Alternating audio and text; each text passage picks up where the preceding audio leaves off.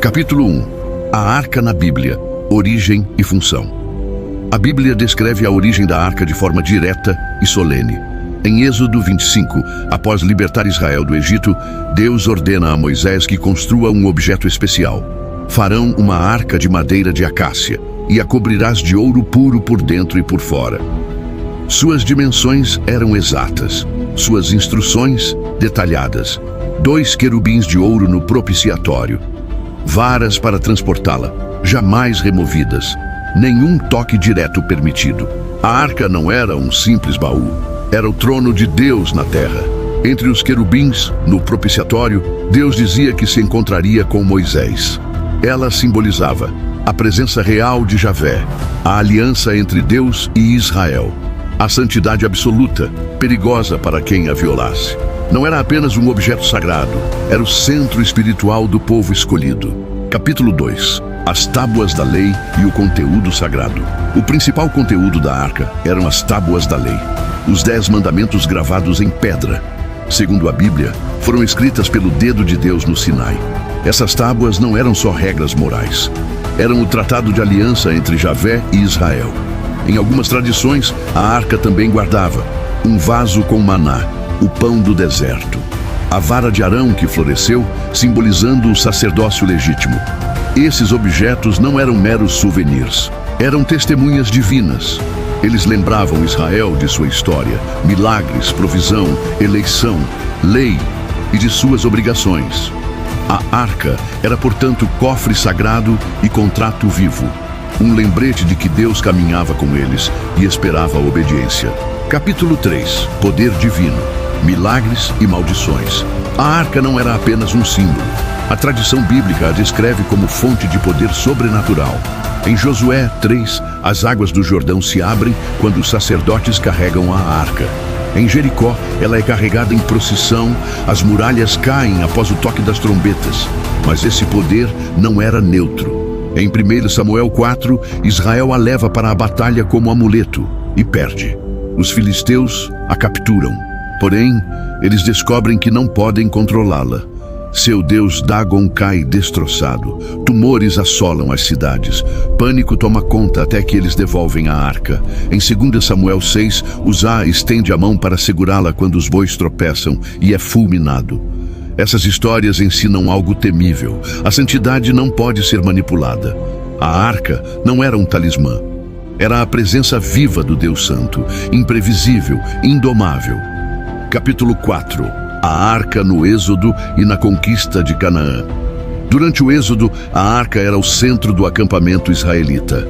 Guardada na tenda do encontro, ela ia à frente do povo, guiada por Moisés e os sacerdotes.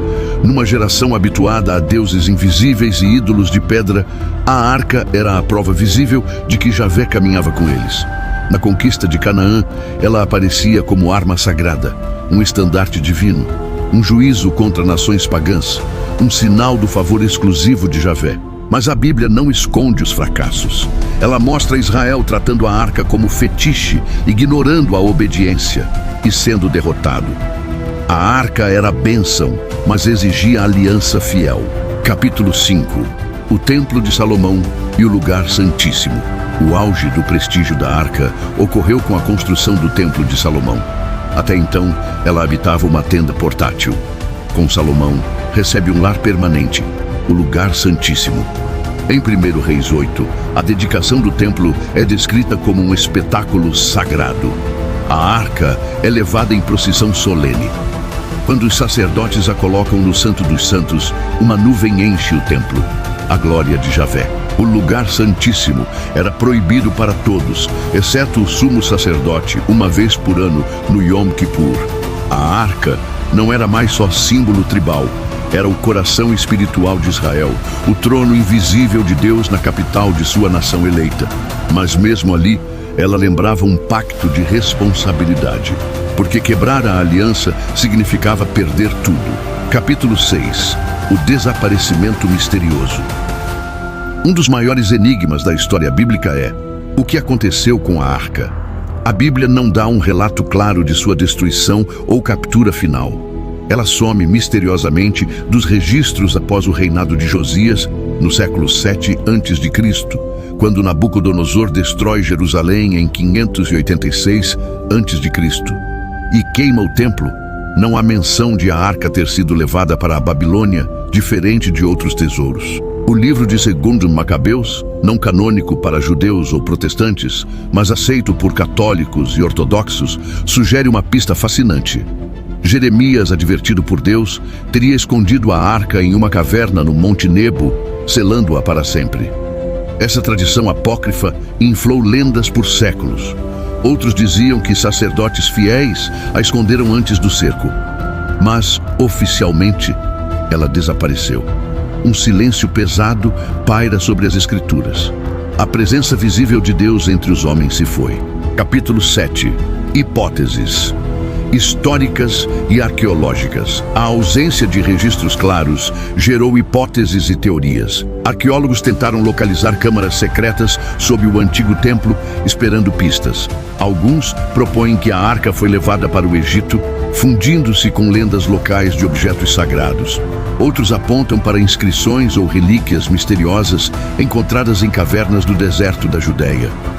Há quem diga que ela foi destruída, madeira e ouro derretidos pelos babilônios. Mas mesmo entre historiadores sérios, o fascínio permanece. A arca não é apenas um artefato perdido, ela é o graal do arqueólogo bíblico. A ideia de encontrá-la promete não apenas glória acadêmica, mas a revelação de um objeto que mudou a história espiritual da humanidade. Capítulo 8. Tradições etíopes e outras lendas. Talvez a mais famosa tradição alternativa venha da Etiópia. A Igreja Ortodoxa Etíope afirma há séculos que a arca está guardada na cidade de Aksum, na Igreja de Santa Maria de Sião. Segundo o lendário Quebra-Nagast, Menelik I, filho de Salomão e da rainha de Sabá, a levou para a Etiópia durante uma visita a Jerusalém. Lá, dizem, permanece até hoje, guardada por um único monge, proibida à vista de todos. A Igreja Etíope leva essa crença muito a sério. Procissões simbólicas com réplicas da arca são parte central da liturgia. O guardião da arca vive em isolamento perpétuo. Outras lendas falam de templários europeus que a teriam encontrado durante as cruzadas. Há teorias que afirmam que ela está escondida em cavernas na Jordânia, em cofres secretos no Vaticano ou enterrada sob o Domo da Rocha em Jerusalém. Em todas essas histórias, o comum é o mistério e o magnetismo da arca como o objeto sagrado por excelência. Capítulo 9. A arca na cultura pop e conspirações. A arca não vive apenas em textos religiosos. Ela se tornou um ícone cultural global. Em filmes como Indiana Jones e os Caçadores da Arca Perdida, ela é arma divina de destruição maciça. Livros de aventura, romances esotéricos, quadrinhos e jogos usam sua imagem como símbolo de poder oculto. Na internet, vídeos virais prometem ter provas de sua localização. Teóricos da conspiração falam em sociedades secretas, guardando seu paradeiro. Em comunidades religiosas, a ideia de sua redescoberta é profética. Para alguns, ela marcaria a restauração do terceiro templo em Jerusalém e o cumprimento de visões apocalípticas. A arca fascina porque é proibida, perdida, sagrada. Um objeto que representa o poder absoluto de Deus e o perigo de tentar controlá-lo. Capítulo 10. O significado espiritual e simbólico. Mas mesmo sem provas arqueológicas, a Arca da Aliança não desapareceu da mente humana. Ela sobrevive como símbolo. Símbolo da presença divina entre os homens. Símbolo da aliança e da responsabilidade. Símbolo do medo sagrado. A arca nos lembra que o sagrado não é seguro, que a proximidade com Deus exige santidade. Ela ensina sobre limites, sobre obediência, sobre o preço da violação. Na tradição cristã, muitos veem na arca uma prefiguração de Cristo, o novo lugar onde Deus e humanidade se encontram. Para estudiosos seculares, é uma relíquia cultural que ilustra como as sociedades constroem o mistério para inspirar respeito e união. Seja como for, a arca vive na memória, no mito, no coração humano. Conclusão: por que continuamos a procurá-la? Por que, afinal, insistimos em procurá-la? Porque a arca representa mais do que ouro e tábuas de pedra. Ela é o anseio humano por contato com o divino, por provas do sagrado, por garantia de que não estamos sozinhos. E também nosso temor de sermos julgados por isso. Procuramos a arca porque procuramos sentido. E mesmo que jamais a encontremos, talvez o importante seja a busca. A lembrança de que o sagrado não está morto. A promessa de que a história ainda não terminou.